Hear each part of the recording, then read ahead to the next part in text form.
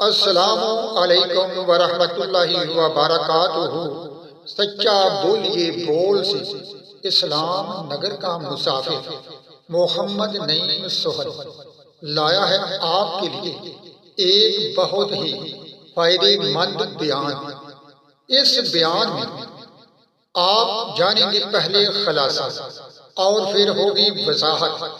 خلاصہ یہ ہے کہ نماز پڑھنے کی وجہ کیا ہے اور 5 نمازوں کا ثواب کیا ہے، روزہ رکھنے کی وجہ کیا ہے اور 30 روزوں کا ثواب کیا ہے۔ آخر میں نبی کریم کی اس دعائے مبارکہ کا ذکر ہوگا جو آپ صلی اللہ علیہ وآلہ وسلم نے اپنی امت کے لیے محفوظ رکھی ہوئی ہے۔ تو پہلے نماز کے بارے جانتے ہیں کہ 5 نمازیں پڑھنے کی وجہ کیا ہے۔ یہودیوں کی ایک جماعت رسول کریم صلی اللہ علیہ وآلہ وسلم کے پاس حاضر ہوئی اور نبی کریم صلی اللہ علیہ وآلہ وسلم سے کہنے لگے کہ آپ کچھ ارشاد فرمائیں کہ آپ کی امت پر 5 نمازیں جو فرض ہیں وجہ کیا ہے۔ تو سرکار دو عالم نے فرمایا کہ سنو، ظہر کی نماز تو اس لیے پڑھی جاتی ہے کہ اس وقت سورج ڈھلنے لگتا ہے تو ہر شے اپنے رب کی تسبیح کرتی ہے، اور عصر کی نماز پڑھنے کی وجہ یہ ہے کہ اس وقت حضرت آدم علیہ السلام نے شجر ممنوع اس درخت کا استعمال کیا جس سے روکا گیا تھا، اور مغرب کی نماز پڑھنے کی وجہ یہ ہے کہ اس وقت آدم علیہ السلام کی توبہ قبول ہوئی۔ جو مومن بھی ثواب کی نیت سے مغرب کی نماز پڑھتا ہے تو اللہ تعالیٰ سے جو بھی دعا مانگتا ہے وہ قبول ہوتی ہے۔ اور عشاء کی نماز پڑھنے کی وجہ یہ ہے کہ مجھ سے پہلے انبیاء علیہ السلام مانگتے رہے، تو اس لیے یہ نماز جو ہے اللہ تعالیٰ نے میری امت پر فرض فرما دی۔ اور فجر کی نماز جو ہے اس لیے پڑھی جاتی ہے کہ سورج اس وقت طلوع ہوتا ہے تو شیطان کے سنگوں کے درمیان سے ظاہر ہو رہا ہوتا ہے، اور تمام کافر اللہ رب العزت کو چھوڑ کر شیطان کو سجدہ کرتے ہیں۔ تو یہودی کہنے لگے آپ نے بالکل صحیح فرمایا، اب ذرا یہ بھی بتا دیجئے کہ ان 5 نمازوں کا ثواب کیا ہے۔ رسول کریم نے فرمایا اے مسلمانوں خوش ہو جاؤ۔ فرمایا آقا جان، ظہر کا وقت ایسا ہے جہنم بھڑکائی جاتی ہے، جو مسلمان یہ نماز ادا کرتا ہے تو اللہ تعالیٰ قیامت کے دن اس مسلمان کو جہنم کے شعلوں سے محفوظ فرمائے گا۔ تو گرامی قدر حضرات، سنا آپ نے ظہر کی نماز کے بارے فرمایا رسول کریم نے نماز عصر ایسے وقت میں ہے جس میں حضرت آدم علیہ السلام کو شجر ممنوع یعنی وہ درخت جس سے روکا گیا تھا تو آدم علیہ السلام نے استعمال کیا، تو اس وقت یہ نماز پڑھنے والا مومن اپنے گناہوں سے پاک صاف ہو جاتا ہے۔ اور پھر آپ صلی اللہ علیہ وآلہ وسلم نے قرآن پاک کی یہ آیت تلاوت فرمائی حافظوا علی الصلوات والصلاۃ الوسطی، اور نمازوں کی حفاظت کرو، خاص کر درمیانی نماز کی۔ اور درمیانی نماز کی علماء کرام نے اس طرح وضاحت فرمائی ہے کہ وہ نماز عصر ہے، یعنی 2 نمازیں فجر اور ظہر، 2 نمازیں مغرب اور عشاء، اور ان کے درمیان کی یہ نماز جس کے بارے اللہ تعالیٰ نے فرمایا نمازوں کی حفاظت کرو، خاص کر درمیانی نماز کی۔ پیارے آقا جان نے فرمایا نماز مغرب کے وقت اللہ تعالیٰ نے حضرت آدم علیہ السلام کی توبہ قبول فرمائی، تو جو مسلمان اس وقت ثواب کی غرض سے یہ نماز ادا کرے گا پھر اللہ تعالیٰ سے دعا مانگے گا تو اللہ تعالیٰ اپنے بندے کی دعا ضرور قبول فرمائے گا۔ اور عشاء کی نماز کے بارے اے مسلمانوں سنو، کتنا فائدہ ہے، کتنا اجر ہے۔ نبی کریم صلی اللہ علیہ وسلم نے فرمایا تو سنو، قبر تاریک، قیامت کا دن تاریک، مومن رات کی تاریکی میں عشاء کی نماز کے لیے چلتا ہے تو اللہ تعالیٰ اس پر دوزخ حرام کر دیتے ہیں، اور عشاء کی نماز پڑھنے والے بندے کو اللہ رب العزت ایسا نور عطا فرماتا ہے جو اسے پل صراط پار کرائے گا۔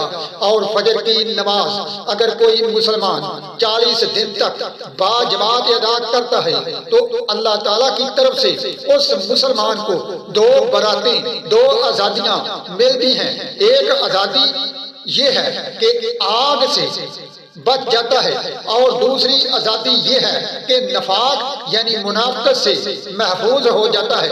مطلب یہ کہ جو بندہ فجر کی نماز ادا کرے، اگر 40 دن تک مسلسل ادا کر لے تو اللہ تعالیٰ اسے آگ سے اور نفاق سے محفوظ فرما دیتا ہے۔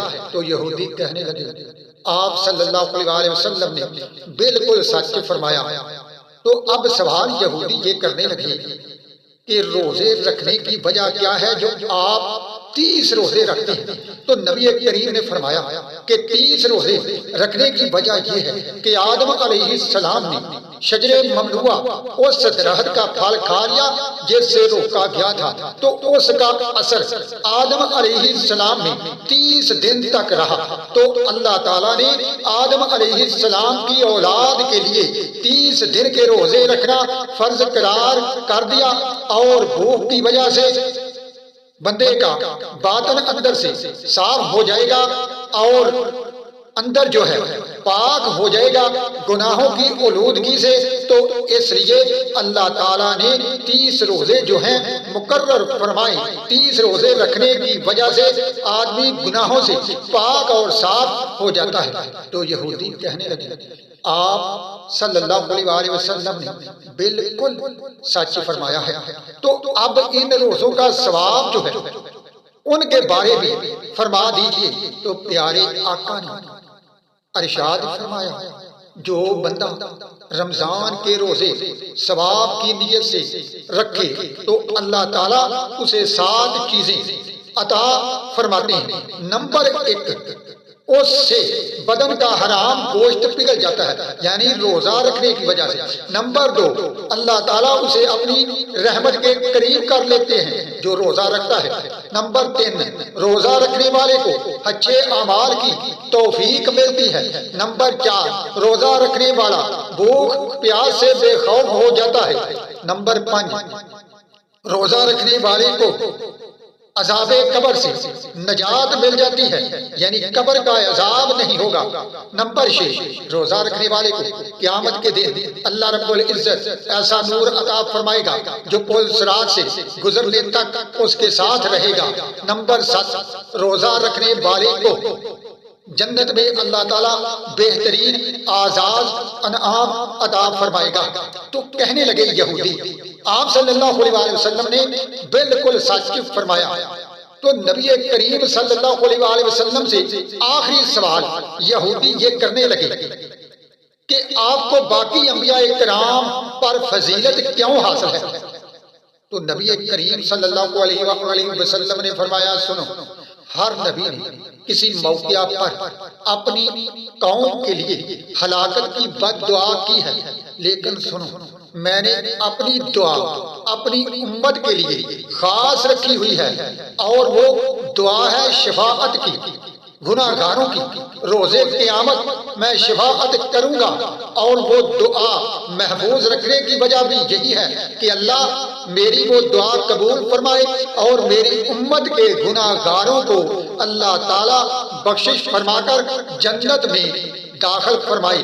تو نبی کریم صلی اللہ علیہ وسلم کی یہ بات سن کر یہودی کہنے لگے کہ آپ صلی اللہ علیہ وسلم نے یہ بھی بالکل بجا، حق، سچ اور درست فرمایا ہے۔